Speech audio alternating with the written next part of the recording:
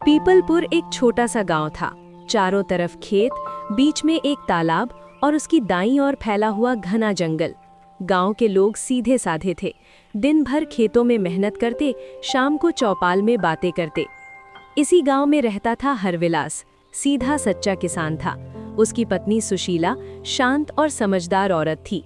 उसके 2 बच्चे थे, मीरा और गोपाल। उनके घर के बाहर एक पुराना नीम का पेड़ था, जिस पर सुबह सुबह तोते शोर मचाते थे। सुबह का समय था, तभी हरविलास और उसकी पत्नी, उठो जी, सूरज आधा चढ़ गया, खेत भी जाना है। अरे भगवान, उठा तो ऐसे रही हो मानो मैं जन्मों से सोया हूँ। चलो चलो आते हैं। घर में हंसी का माहौल था। गरीबी थी, पर प्यार भी उतना ही गहरा था। तभी मीरा और गोपाल आए, लेकिन बच्चों ने भी जिद पकड़ ली थी। लेकिन जैसे तैसे हरविलास ने उन्हें समझा बुझाकर स्कूल जाने के लिए मना लिया। गांव के चौपाल पर बैठी दादी कावेरी सबको आशीर्वाद देती रहती थी। उनको काफी अनुभव था। जब हरविलास बच्चों को स्कूल छोड़कर लौट रहा था, दादी ने आवाज दी, हरविलास, इधर आओ। जी दादी, कहिए। जंगल से आजकल अजीब आवाजें आती हैं, संभल कर जाना। दादी, जंगल तो हमेशा डराता है, लेकिन हम किसानों को डरने का समय ही कहाँ है। बात डर की नहीं, सावधानी की है। हरविलास कुछ समझ नहीं पाया, पर सिर हिलाकर चला गया। जंगल के अंदर एक काली छाया घूमती रहती थी। उसका नाम था भीमा। राज्य का एक बदनाम शिकारी, जिससे जानवर भी डरते थे। उसकी नजर हमेशा किसी न किसी शिकार पर रहती थी। उस दिन भी वो घात लगाकर बैठा था और खुद से बड़बड़ा रहा था। कौन सा बड़ा शिकार, ये कोई नहीं जानता था, लेकिन उसकी आंखों की चमक कुछ खतरनाक जरूर दिखाई दे रही थी। दूसरी तरफ बहुत दूर एक बड़ा साम्राज्य था, अंतरगढ़। उसका राजा रुद्रसेन न्यायप्रिय था, पर राज्य में समस्याएं बढ़ रही थीं। बारिश कम हो रही थी, जंगल में पशु गायब हो रहे थे। रानी देवयानी ने चिंता से कहा, रुद्रसेन, यदि जंगल कम हो गया तो हमारा राज्य कैसे चलेगा? मुझे पता है देवयानी, समस्या बड़ी है, पर किसी न किसी को तो समाधान खोजना ही होगा। तभी महल में प्रवेश करती है रागिनी। दरअसल रागिनी राजमहल की बुजुर्ग सेविका थी। महाराज, जंगल से अजीब खबरें आ रही हैं। लोग कहते हैं कि वहाँ कुछ रहस्यमय हो रहा है। रहस्यमयी मतलब? जानवर अचानक गायब हो रहे हैं और रात में अलग अलग आवाजें सुनाई देती हैं। राजा ने गंभीर होकर जंगल में जांच कराने का आदेश दे दिया। उसी समय राजा के पुत्र राजकुमार वीर दरबार में आता है। पिताजी, मैं भी जांच में चलूं? मुझे जंगल देखना है। वीर, तुम अभी बच्चे हो, समय आने पर सब सीख जाओगे। दूसरी तरफ शाम ढल रही थी। हरविलास खेत से लौट रहा था, जब उसने देखा तालाब के किनारे कुछ गांव वाले डरे हुए खड़े हैं। क्या हुआ? तालाब के पास अजीब निशान मिले हैं, कोई बड़ा जानवर आया लगता है। जंगल के किनारे ऐसे निशान पहले कभी नहीं मिले थे। ऐसा पहली बार होने से लोगों में डर फैलने लगा। उसी समय गांव की एक छोटी लड़की बिजली दौड़ती हुई आई। मैंने जंगल में किसी को चलते देखा, बहुत बड़ा, बहुत डरावना। गांव वाले उसे चुप कराने की कोशिश करते हैं। जंगल के बीच में एक छोटी झोपड़ी थी, जहां रहती थी माहुआ। वो जंगल की समझ रखने वाली लड़की थी। वो जानवरों की भाषा समझती थी। उसका जीवन सादगी भरा था, पर दिल बहुत बहादुर था। उस शाम वो तालाब की ओर आ रही थी, तभी उसने हवा में एक अजीब डरानापन महसूस किया। ये सामान्य नहीं है, कोई खतरा है। वो पीपलपुर की तरफ बढ़ती है। जब माहुआ गांव पहुंची तो मीरा पानी भरने आई थी। जंगल बेचैन है, लगता है कोई बड़ा खतरा मंडरा रहा है। रात पीपलपुर पर भारी लग रही थी। हवा में एक अजीब खामोशी थी, जैसे आसमान भी किसी आने वाले तूफान की चेतावनी दे रहा हो। घर घर लोग जल्दी सो गए थे, पर हरविलास की आंखों में नींद कहाँ। वो चौपाल के पास खड़ा आसमान को घूर रहा था। तभी दादी कावेरी आईं। हरविलास, महसूस हुआ हवा बदली बदली सी है। हाँ दादी, हवा तो बदली बदली है, लेकिन दिल भी घबराया हुआ सा लग रहा है। ये वही एहसास है जो मैंने बचपन में देखा था, जब जंगल में पहली बार काला साया आया था। काला साया? हाँ, एक रहस्यमयी शक्ति जो जंगल को अस्थिर कर देती है। उधर जंगल की गहराई में शिकारी भीमा अपनी टेढ़ी मुस्कान के साथ छुपा बैठा था। उसके सामने कांटों से घिरे पिंजरे में एक बड़ा घायल जंगली भालू गिरा हुआ था। उसकी आंखों में दहशत थी। डर मत, अभी तुझे नहीं मारूंगा। तुझे जिंदा ही राजा रुद्रसेन के सामने पेश करना है। लेकिन अचानक झाड़ियों में सरसराहट हुई। माहुआ जैसे जंगल की बेटी थी, उसे हर आहट समझ आती थी। वो पेड़ के पीछे छिपकर सब देख रही थी। ये आदमी जंगल के लिए खतरा है, इसे कोई रोकना होगा। भीमा अचानक बोला। कौन है वहां? निकल बाहर। माहुआ तुरंत चुपचाप एक पेड़ पर चढ़ गई। भीमा जाल लेकर आगे बढ़ा, पर उसे कोई नहीं दिखा। वो वापस अपने पिंजरे पर लौट आया। माहुआ समझ चुकी थी, जंगल के जानवर अचानक गायब होने के पीछे एक इंसान है, कोई राक्षस नहीं। लेकिन उससे भी बड़ा खतरा अभी बाकी था। अंतरगढ़ के महल में भी उसी रात दरबार में बैठक हो रही थी। राजा रुद्रसेन गंभीर चेहरा लेकर बोले। जंगल में हलचल है, गांवों में डर। काश मुझे पता चल जाए कि असली कारण क्या है। रानी देवयानी बोली। शायद हमें गांव वालों से पूछना चाहिए, वे जंगल को करीब से जानते हैं। इसी दौरान रागिनी आई। महाराज, खबर है कि पीपलपुर के पास कुछ जानवर गायब हुए हैं। राजकुमार वीर ने आगे बढ़कर कहा। पिताजी, कृपया मुझे वहाँ भेजिए। मैं जानना चाहता हूँ कि आखिर चल क्या रहा है। राजा ने सोचकर कहा। वीर, तुम्हारा हौसला अच्छा है। अच्छा, तुम जाओगे, पर साथ में सैनिक भी होंगे। वीर खुशी से उछलकर बोला।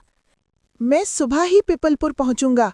सुबह की हल्की रोशनी के साथ पंछियों की आवाजें गूंज रही थी। मीरा पानी भरने आई थी, तभी उसे माहुआ पेड़ के पास बैठी दिखाई दी।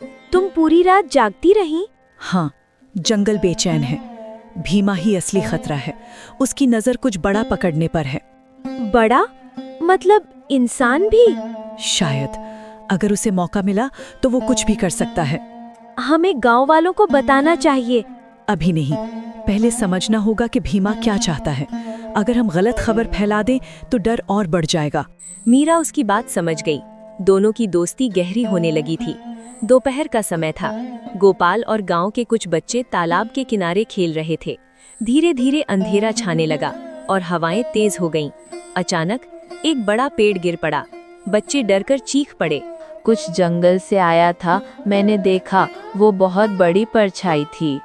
बच्चे भागते हुए गांव की ओर दौड़े और गांव वालों को सब बताया। चौपाल में हरविलास और गांव वाले इकट्ठा हुए। कहीं कोई जानवर तो नहीं? नहीं, ये कोई जानवर नहीं था। वो तो इंसान जैसा था, पर बहुत बड़ा। माहुआ अचानक वहां पहुंची। वो हाँफ रही थी, चेहरे पर डर साफ था। वो कोई राक्षस नहीं, वो भीमा का छोड़ा हुआ जाल था जिससे पेड़ गिरा। वो चाहता है कि लोग समझेंगे जंगल में दानव है। गांव वाले सदमे में थे। मतलब वो डर फैला रहा है? हाँ, ताकि असली खतरा छुपा रहे। तुमने उसे देखा? हाँ, मैंने उसे देखा। उसकी आंखें खून की तरह लाल थीं। गांव में सन्नाटा छा गया। सभी अपने अपने घर चले गए।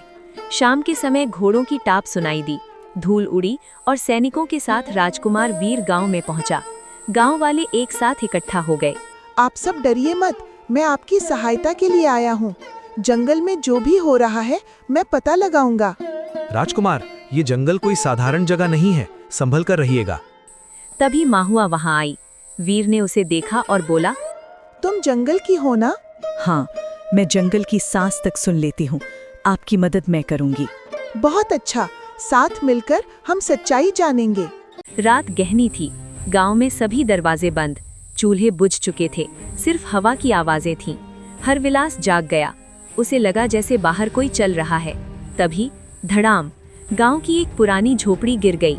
गांव वाले चीखते हुए बाहर निकले। फिर वही काली परछाई। सैनिक और वीर दौड़ कर आए। सभी पीछे रहो, मशाले जलाओ। अंधेरे में एक विशाल छाया पेड़ों के पीछे भागी। रुको, वो दानव नहीं, वो भीमा है। सैनिकों ने देखा सच में कोई आदमी जंगल की तरफ भाग रहा है। वीर ने आदेश दिया, तुरंत पीछा करो। सैनिक और वीर दौड़ते हुए जंगल में घुसे। माहुआ भी पीछे से आई। अंधेरा, झाड़ियां, पेड़, सब कुछ रहस्यमय। तभी साहस जुटाकर माहुआ बोली। वीर, उस तरफ, वहीं से आवाज आ रही है। वीर आगे बढ़ा। अचानक जमीन हिलने लगी। ये क्या हो रहा है? पेड़ के पीछे से एक बड़ा पिंजरा मिला जिसमें वही घायल जंगली भालू पड़ा था। सैनिक चौंक गए। सैनिक को यही चाहिए था, कोई दानव नहीं, ये तो इंसानों की करतूत है। भीमा, तुम जंगल और गांव दोनों से खेल रहे हो। यही तो मैं कह रही थी, वो डल को हथियार बनाकर अपना फायदा उठाना चाहता है। अचानक झाड़ियों में सरसराहट हुई। किसी की भारी सांसें सुनाई दे रही थीं। वीर ने तलवार निकाली। कौन है? बाहर आओ। झाड़ियों के पीछे से भीमा नहीं बल्कि एक और रहस्यमयी छाया निकली। वो कोई आदमी नहीं था, न पूरा जानवर। उसके शरीर पर गहरे घाव थे और आंखें अजीब तरह चमक रही थीं। ये कौन है? जंगल बचाओ। और वो अचानक बेहोश होकर गिर पड़ा। वीर आगे बढ़ा। उसके कपड़ों पर राजा के पुराने राज चिन्ह बने थे। वीर चौंक गया। ये तो कभी हमारे राज्य का सैनिक था। मतलब जंगल में सिर्फ भीमा नहीं है, उससे भी बड़ा कोई खेल चल रहा है। जंगल का राज और गहरा हो चुका था। असली खतरा अब सामने आने वाला था। जंगल में पड़ी बेहोश छाया अब हल्की हल्की हिल रही थी। राजकुमार वीर उसके पास बैठा था। सैनिकों ने चारों तरफ मशालें लगा दी थी। माहुआ ने उसकी सांसें सुनी, धीमी और भारी, जैसे उसने बहुत समय से पानी नहीं पिया। इसे पानी दो। सैनिक ने पानी डाला और वो आदमी कांपता हुआ बोला, महाराज, मुझसे गलती हो गई। तुम महल के सैनिक हो? तुम्हें किसने भेजा था जंगल में? उसकी आंखें डर से फैल गईं। वो फुसफुसाया, भीमा अकेला नहीं, उसके पीछे राजमहल का कोई है जिसने उसे ये सब करने को कहा है। मतलब महल में कोई गद्दार है? सैनिक ने सिर हिलाया। हाँ, लेकिन मैं नाम नहीं ले सकता। वो बहुत ताकतवर है। जंगल बचाओ, नहीं तो गांव और राज्य दोनों खत्म हो जाएंगे। इतना कहकर वो बेहोश हो गया। महल में कोई गद्दार है? ये बहुत बड़ा खतरा है। हाँ, और इस सच्चाई को अभी किसी को नहीं बताना चाहिए जब तक पूरा सच सामने ना आए। उधर जंगल के दूसरे हिस्से में भीमा एक पुराने खंडर में बैठा हंस रहा था। उसके सामने नक्शे फैले थे, गांव, जंगल, नदी और महल का रास्ता। सब मेरे हिसाब से हो रहा है। गांव डर में है, जंगल शांत नहीं है और राजमहल में उथल पुथल हो गई है। अचानक उसके पास एक काली चादर वाला आदमी आया। चेहरा दिखाई नहीं दे रहा था। खेल को जल्दी खत्म करो, नहीं तो राजकुमार सब जान लेगा। चिंता मत करो, मैंने आखिरी हमला तैयार कर लिया है। आज रात गांव में आग लगेगी और दोष जंगल पर जाएगा। और राजा, उसे पता चल गया तो? राजा, वो तो अपनी समस्याओं में उलझा हुआ है। उसे पता भी नहीं चलेगा कि राजमहल में जिस पर वो सबसे ज्यादा भरोसा करता है वही गद्दार है। सावधान रहना, मैं नहीं चाहता कि इस बार कोई गलती हो। फिर वो चला गया और अंधेरे में गायब हो गया। इस बार खेल खत्म। पीपलपुर में माहौल बहुत खराब था। गांव वाले डर के कारण घरों में बंद बैठे थे। दादी कावेरी चौपाल पर आईं। जंगल का क्रोध बेकार नहीं है, कुछ बहुत गलत हो रहा है। दादी, राजकुमार और सैनिक यहाँ हैं, कुछ ना कुछ हल जरूर निकालेंगे। माँ कह रही थी कि रात को कोई घरों के पीछे घूम रहा था, शायद वही जिसे हमने जंगल में देखा था। सारे गांव वाले चौंक गए। तभी राजा की सेविका रागिनी महल से आई। सब लोग ध्यान दें, राजा ने आदेश भेजा है कि कोई भी जंगल के पास नहीं जाएगा और कोई भी अजनबी दिखे तो उसकी जानकारी तुरंत राजा को दे। हमने एक भीमा नाम का आदमी देखा था, वही सबसे बड़ा संदेहास्पद है। रागिनी की आंखें फैल गई। भीमा? उसकी सांसें तेज होने लगी, जैसे उसे भी भीमा का नाम सुनकर कोई पुरानी याद आ गई हो। क्या तुम उसे जानती हो? हाँ, वो पहले महल में किसी बड़े अफसर का सहयोगी था, लेकिन कुछ साल पहले वो अचानक गायब हो गया था। सब एक दूसरे को देखने लगे। मतलब महल का आदमी भी घिरा हुआ है? कहना मुश्किल है, लेकिन कुछ तो गड़बड़ जरूर है। महल में राजा रुद्रसेन बैठकर सोच रहे थे। तभी रानी देवयानी ने कहा, आप चिंतित लग रहे हैं महाराज। मुझे अपने सैनिकों से अजीब सूचना मिली है कि कोई हमारे ही सैनिकों को जंगल में गलत काम के लिए भेज रहा है। मतलब राजमहल में कोई द्रोही व्यक्ति है? हाँ, लेकिन वो कौन है इसका अंदाजा नहीं है। तभी अचानक एक सैनिक आया और बोला, महाराज, पीपलपुर के पास हमें एक पुरानी तलवार मिली है जिस पर राज परिवार का चिन्ह है। राजा खड़े हो गए। राज चिन्ह वाली तलवार जंगल में कैसे पहुंची? किसी ने जानबूझकर उसे वहां छोड़ दिया है ताकि दोष महल पर आए। ये बहुत गहरी साजिश लगती है। वीर को तुरंत खबर भेज दो कि सावधान रहे, कोई भी व्यक्ति भरोसेमंद नहीं है। उधर पीपलपुर में वीर घायल सैनिक की देखभाल कर रहा था। तभी एक सैनिक दौड़ता हुआ आया। राजकुमार, महल से संदेश आया है, वहां कोई गद्दार है, आपको सतर्क रहने को कहा गया है। इसका मतलब भीमा अकेला नहीं है, कोई और भी उसका साथ दे रहा है। अगर गद्दार महल में है तो वो हमारे हर कदम पर नजर रख रहा होगा। हाँ, हम अब खुलकर कुछ नहीं कर सकते, सारी योजना छुपकर बनानी होगी। अमावस्या की रात का वक्त था। जंगल का अंधेरा गांव तक उतर आया था। गांव वाले आधी रात तक जाग रहे थे। तभी अचानक एक जोरदार चीख की आवाज आई। लोग दौड़ते हुए बाहर निकले। तभी उनमें से एक झोपड़ी जल रही थी। सब घबरा गए। मीरा ने एक परछाई देखी। वो डर कर चिल्लाई, माँ, कुछ परछाई भागी है उधर। सैनिक मशाले लेकर दौड़े। वीर ने घोड़े पर कूदकर कहा, सब पीछे हटो, माहुआ मेरे साथ चलो। हाँ, जल्दी चलिए। ये आग किसी इंसान ने लगाई है, क्योंकि जंगल का कोई जानवर ऐसा नहीं करता।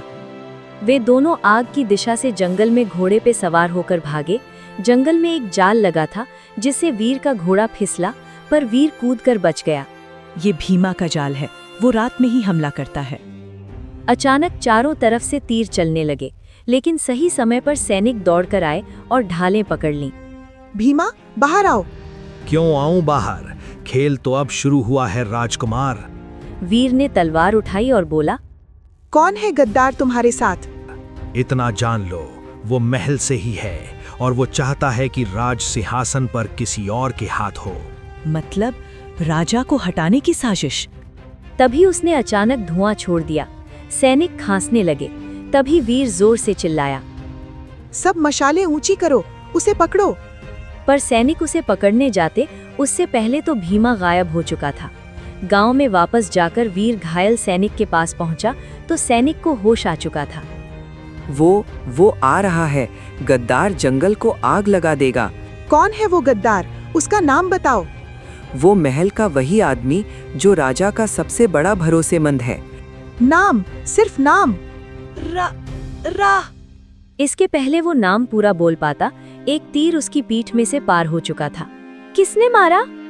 वीर ने उसकी छाती से तीर निकालकर देखा। ये भीमा का तीर नहीं, ये महल का खास तीर है। सभी गांव वाले डर गए।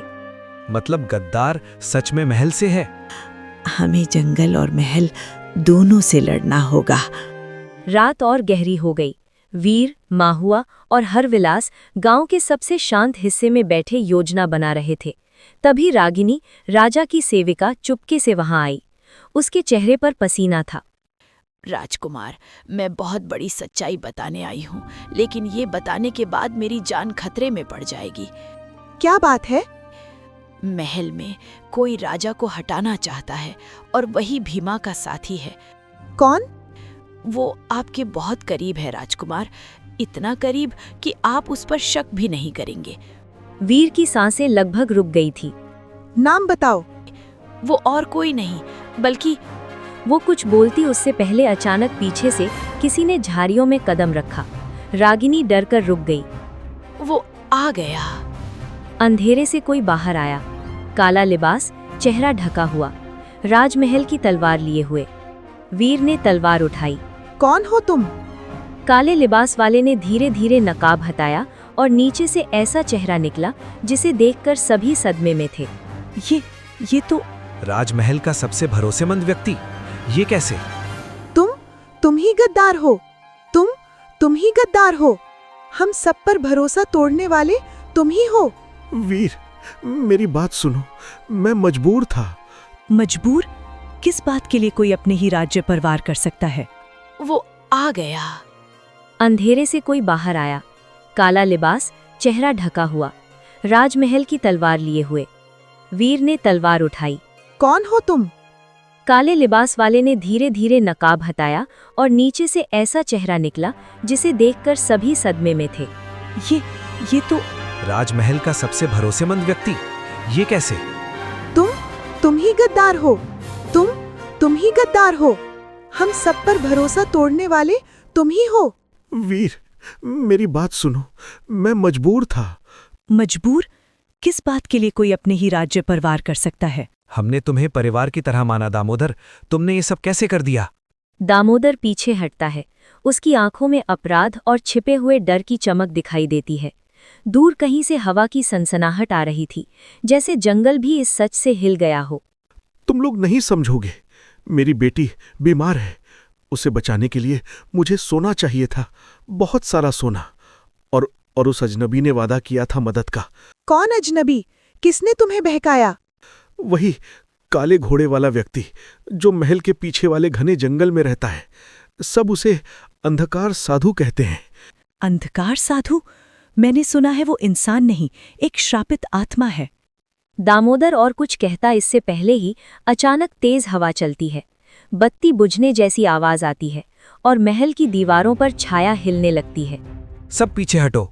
कौन है वहां? धुएं में से एक परछाई उभरती है। लंबी काली चादर, हाथ में कपड़े जैसा कुछ, और चेहरा जैसे जलते अंगारों की तरह चमक रहा हो। अरे वीर, आखिर तुम मुझ तक पहुंच ही गए, लेकिन देर हो चुकी है। दामोदर ने मेरी मांग पूरी नहीं की। अब उसकी बेटी की सांसें मेरे हाथ में हैं। नहीं, मेरी बेटी को कुछ मत कहना। मैं तुम्हें सब दूंगा, सब। किस तरह का साधु बच्चों की जिंदगी से खेलता है? मुझे इंसान मत समझो, मैं भटकती आत्माओं का स्वामी हूँ। वीर आगे बढ़ता है। तलवार से हल्की रोशनी निकलती है। हरविलास माहुआ को अपने पीछे कर लेता है। अगर दामोदर ने गलती की तो उसका मतलब ये नहीं कि तुम किसी मासूम की जिंदगी से खेलो। ये राज्य अब तुम्हारे डर से नहीं जीने वाला। तुम जैसे बच्चे मुझसे लड़ोगे? साधु हवा में उठने लगता है। सारी चीजें अपने आप हिलने लगती हैं। वीर, पीछे हटो, वो इंसान नहीं है। मैं अपने राज्य को बचाए बिना नहीं हटूंगा। और फिर एक पल में साधु आगे झपटता है। वीर तलवार से रोकता है। दोनों के टकराव से नीली चमक फैलती है। तुम्हारी हिम्मत कैसे हुई मुझसे लड़ने की? चमक के बीच माहुआ एक अजीब बात पर ध्यान देती है। जहां साधु के कदम पड़ते हैं, वहां जमीन पर हल्का सा लाल निशान बन जाता है, जैसे किसी पुरानी चोट का खून रिस रहा हो। माहुआ समझ जाती है कि उसकी कमजोरी शायद इसी निशान में छुपी है। वीर, जमीन पर उसके पैरों को देखो, उसकी शक्ति वहीं से आ रही है। उसे रोकने का तरीका वही है। समझ गया। वीर अपनी तलवार जमीन की तरफ मारता है। अंधकार साधु चीखता है। उसके पैरों से लाल धुएं की लपटें उठती हैं। तुमने मेरे शक्ति चिन्ह को कैसे पहचाना? हवा अचानक धीमी होने लगती है। साधु की आकृति कांपती है, जैसे उसकी शक्ति टूट रही हो। वीर, मौका है, उसे पूरी तरह रोक दो। वीर आखिरी वार करने ही वाला होता है, तभी साधु आखिरी बार चीखता है। ये लड़ाई अभी खत्म नहीं हुई। तुमने मुझे चोट दी है, पर हराया नहीं है। मैं वापस आऊंगा। जो तुम्हारा सबसे अपना है, तुम्हें उसे खोना होगा। और वो धुएं में बदलकर गायब हो जाता है। मेरी बेटी, क्या वो सच में खतरे में है? हाँ, और अब हमारा अगला कदम उसी को बचाना है। राजमहल की दीवारों पर अभी भी अंधकार साधु के गायब होने की हल्की गूंज बाकी थी। दामोदर जमीन पर बैठा था। उसके कांपते हाथ बता रहे थे कि उसने कितनी बड़ी भूल की है। लेकिन अब समय था उसकी बेटी को बचाने का। वीर आगे बढ़ता है और दामोदर के कंधे पर हाथ रख देता है। दामोदर, अब रोने का समय नहीं। हमें बताओ, तुम्हारी बेटी कहाँ है? साधु उसे कहाँ ले जा सकता है? राजकुमार, मैं उसे छुपा कर रखता था महल के पास वाले पुराने गौशाला में, पर आज सुबह से वो वहाँ नहीं है। तो साधु उसे पहले ही ले गया होगा। पर कहाँ? जंगल में उसका कौन सा ठिकाना है?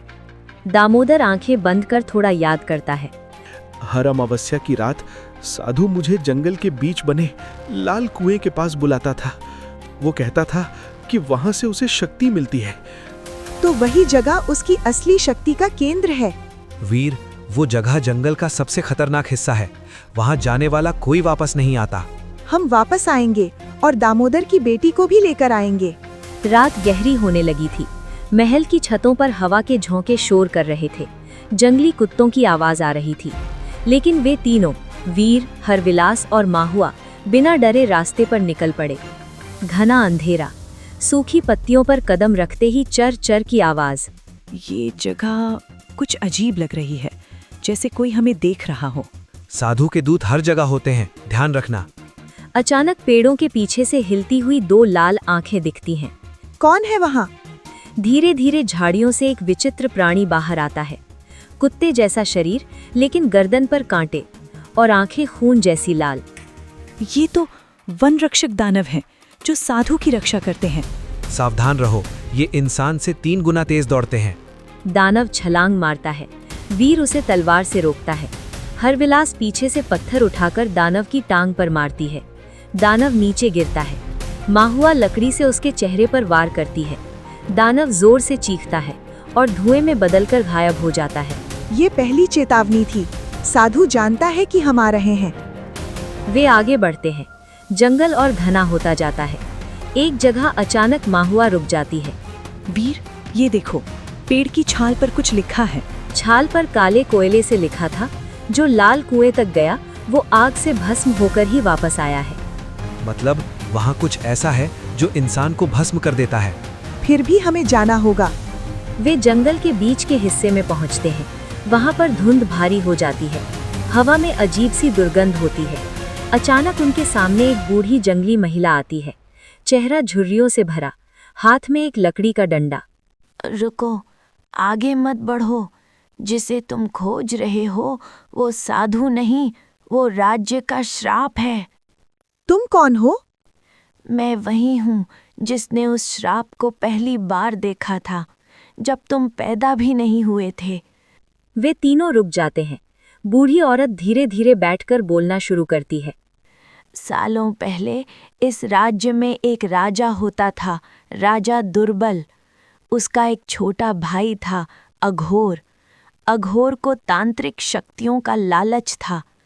एक रात अमावस्या पर अघोर ने जंगल के लाल कुएं पर शक्ति हासिल करने की कोशिश की। कुएं में सदियों से पड़ी श्रापित आत्माएं थीं। वो शक्ति उसके अंदर चली गई और वो बन गया अंधकार साधु। मतलब साधु पहले इंसान था? हाँ, और वो राजा दुर्बल का भाई था, यानी वो आज के राजा का भी पुश्तैनी रिश्तेदार है। इसका मतलब साधु का बदला सिर्फ दामोदर या महल से नहीं, पूरे राजघराने से है। और इसीलिए उसने दामोदर को फंसाया, क्योंकि राज परिवार पर सीधा हमला करने से पहले वो डर फैलाना चाहता था। बूढ़ी औरत आगे कहती है, पर एक और सच है जिसके लिए तुम तीनों को तैयार रहना होगा। साधु को हराया तो जा सकता है, पर उसके लिए किसी एक को अपना सबसे बड़ा डर तोड़ना होगा। वो डर जो दिल की गहराई में दफन है। मैं करूंगा। मेरा डर चाहे जो हो, मैं उसे तोड़ दूंगा। तुम नहीं समझे। साधु का मुकाबला करने के लिए सिर्फ साहस नहीं, त्याग चाहिए। कैसा त्याग? वो तुम खुद समझोगे। लाल कुआं तुम्हें बताएगा। बूढ़ी औरत जाने लगती है, लेकिन आखिरी बात कहती है, ध्यान रखना, साधु उस लड़की को सिर्फ जिंदा नहीं चाहता, वो उसे अपनी अगली शक्ति वाहिका बनाना चाहता है। हम देर नहीं कर सकते। अमावस्या में अब कुछ ही घंटे बाकी हैं। चलो वीर, जो भी होगा हम साथ हैं। हाँ, चाहे जंगल कितना भी खतरनाक क्यों ना हो, हम हार नहीं मानेंगे। अमावस्या की रात और गहरी हो चुकी थी। जंगल में काली धुंध फैल चुकी थी और दूर से लाल कुआं में रोशनी दिखाई देने लगी। वीर, हरविलास और माहुआ तेज कदमों से वहां पहुंचे। कुआं लाल रोशनी से चमक रहा था। हमेशा की तरह शांत नहीं, आज वो जिंदा लग रहा था, जैसे अंदर कोई दैत्य सांस ले रहा हो। अचानक कुएं के सामने अंधकार साधु खड़ा दिखा। उसके सामने दामोदर की छोटी बेटी गौरी बेहोश पड़ी थी। उसका शरीर से हल्की रोशनी साधु के शरीर में जा रही थी, जैसे साधु उसकी आत्मा को खींच रहा हो। गौरी! वीर, हमें जल्दी करनी होगी। तू इस बच्ची को नहीं ले जा पाएगा, न आज न कभी। अंधकार साधु ने दोनों हाथ उठाए, काला भंवर हवा में घूमने लगा। कुएं की लाल रोशनी और तेज हो गई। नहीं वीर, तुम मेरी असली योजना नहीं समझे। ये लड़की मेरी शक्ति का भविष्य है और तुम मेरे रास्ते का आखिरी पत्थर। साधु ने वीर पर हमला किया। काले धुएं के सर्प वीर के चारों ओर घूमने लगे। हरविलास ने बीच में कूदकर अपनी ढाल से वार रोका। ढाल के बीच में दरार आ गई, पर वीर बच गया। माहुआ ने गौरी को पकड़ने की कोशिश की, लेकिन लाल रोशनी ने उसे पीछे धकेल दिया। ये रोशनी इस बच्ची पर क्यों आ रही है? साधु उसकी आत्मा खींच रहा है। अमावस्या खत्म होने से पहले अगर उसने मंत्र पूरा कर लिया तो गौरी कभी वापस नहीं आएगी। वीर साधु पर टूट पड़ता है। तलवारें टकराती हैं, चिंगारियां उड़ती हैं। तुम मुझे रोक नहीं सकते वीर। मैं 100 सालों से इस पल का इंतजार कर रहा हूँ। और मैं इस पल को खत्म करने आया हूँ। लेकिन जैसे जैसे युद्ध आगे बढ़ता गया, वीर की आंखों में कमजोरी उभरने लगी। साधु उसकी चाल समझ चुका था। तुम्हारा सबसे बड़ा डर तुम्हें हराएगा वीर। तू मेरा डर जानता है? हाँ, तुम्हें अपने किसी अपने को खोने का डर है। तुम उसी डर से कमजोर हो। और तभी साधु ने अपना वार बदल दिया। उसका अगला हमला वीर पर नहीं, माहुआ पर था।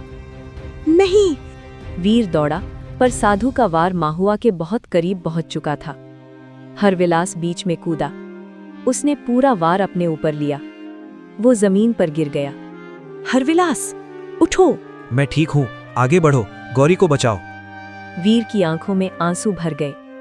उसकी सांस भारी हो गई। वीर का सबसे बड़ा डर टूट गया। अब डर नहीं।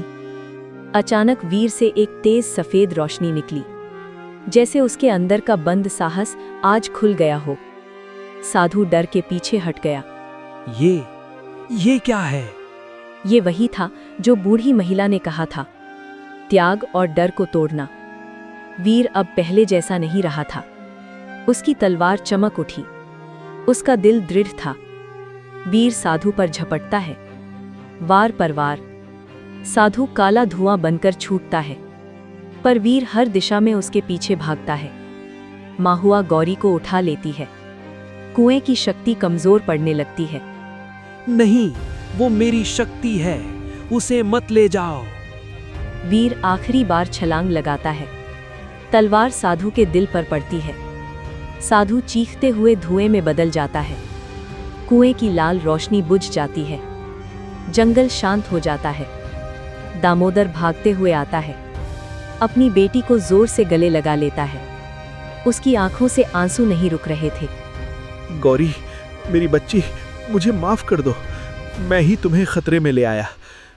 माहुआ हरविलास को सहारा देकर बैठाती है। मैं बच जाऊंगा ना? हाँ पगले, तो कितना जिद्दी है। मरने का तो हक भी नहीं है तुझे। सब हंसते हैं, एक दूसरे को गले लगाते हैं। राजमहल में कुछ दिनों बाद राजा गांव वालों को सम्मान देते हैं। वीर को जंगल रक्षक की उपाधि मिलती है। हरविलास को महल में विशेष स्थान मिलता है। माहुआ को गांव की प्रधान बनाया जाता है। दामोदर को अपराध से मुक्त कर दिया जाता है, क्योंकि उसने अपनी गलती मानकर साहस दिखाया।